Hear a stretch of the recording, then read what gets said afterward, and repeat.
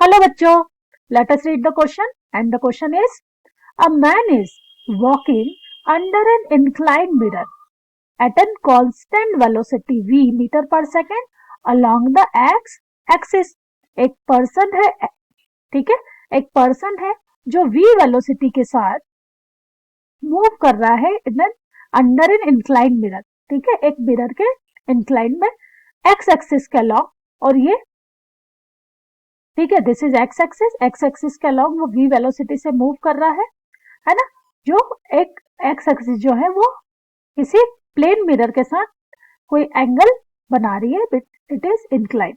Now if the mirror is inclined at an angle theta, तो ये जो mirror है ना, एक्स एक्सिस के साथ कितना एंगल बना रहा है, थीटा एंगल बना रहा है with the horizontal, then what is the velocity of the image. हमें क्या करना है, इमेज की वेलोसिटी फाइंड करनी है. चलिए अब आप देखेंगे यहां पर हम क्या कह सकते हैं.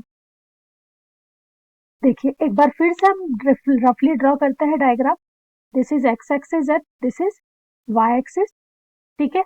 ये हमारा क्या हो गया है, ये मिरर है जो हॉरिजेंटल के साथ थीटा एंगल बना रहा है. चलिए अब जो पर्सन है, ये जो पर्सन है इसकी वेलोसिटी हमें दे दी है v अलोंग एक्स एक्सिस, ठीक है. तो अगर पर्सन v वेलोसिटी के साथ मूव कर रहा है तो ऑब्वियसली उसकी जो इमेज होगी वो भी सेम वेलोसिटी से ही मूव करेगी, क्योंकि हमारे पास मिरर क्या है, प्लेन मिरर, ठीक है. तो इस ऑब्जेक्ट को हम ओ नाम दे देते हैं, करेक्ट. अब अगर मिरर एक्स एक्सिस के अलोंग जो है थीटा एंगल बना रहा है, सो ऑब्वियसली उसका इमेज जो है वो भी प्लेन मिरर से थीटा एंगल बनाते हुए मूव करेगा. तो लेट अस सपोज कि ये जो एंगल है ये थीटा है, ओके.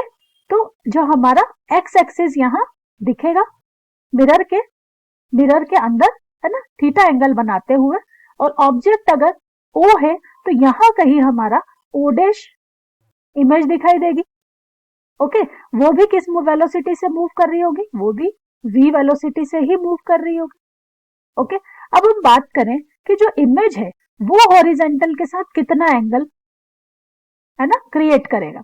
तो देखिए हॉरिजेंटल के अलोंग हम पैरेलल लाइन ड्रॉ कर देते हैं, ठीक है. तो ये जो एंगल होगा, ये जो एंगल होगा वो एंगल होगा हमारा, ठीक है, किसका, इमेज का, हॉरिजेंटल के अलोंग. तो अगर यहां देखें तो ये दोनों एंगल कुल मिला के हॉरिजेंटल के अलोंग टोटल कितना बना रहे, 2 थीटा, करेक्ट. तो ये करस्पॉन्डिंग एंगल होने के कारण हम इसे भी क्या कह सकते हैं, ये 2 थीटा है. मीन्स इमेज जो है v वेलोसिटी के साथ हॉरिजेंटल के साथ कितना एंगल बना रही है, 2 थीटा. अब इसके भी दो कंपोनेंट होंगे, बिकॉज ये है ना रेडियल डायरेक्शन में मूव कर रहा है, तो इसके दो कंपोनेंट होंगे. एक कंपोनेंट होगा हमारा horizontal component of velocity, that will be called v cos, और एंगल है 2 थीटा.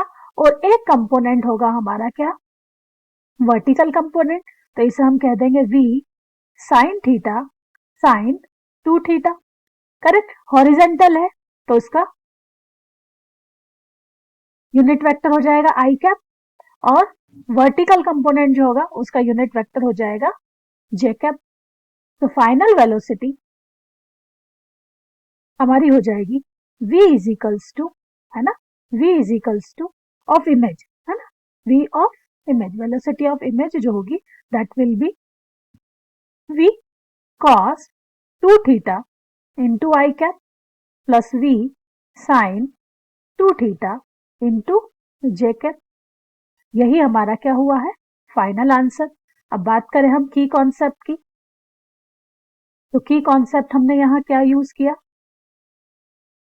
की कॉन्सेप्ट यूज किया कि अगर कोई रेडियल डायरेक्शन में मूव कर रहा है तो किसी वेक्टर को रेडियल डायरेक्शन में मूव करता है तो उससे हम दो कंपोनेंट में ब्रेक कर सकते हैं, ठीक है. और उसे हम क्या लिख सकते हैं, वेक्टर ए अगर रेडियल डायरेक्शन में है तो उसे हम लिख सकते हैं ए कॉस थीटा आई कैप प्लस ए साइन थीटा जे कैप, करेक्ट.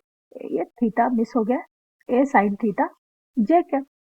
और इसी कॉन्सेप्ट का यूज करके हमने क्या फाइंड किया है, हमने फाइनल आंसर निकाल लिया है. Okay, so which option matches? The option D is matches with our answer. V cos 2 theta I cap plus V sin 2 theta j cap. I hope this is helpful to you. Thank you.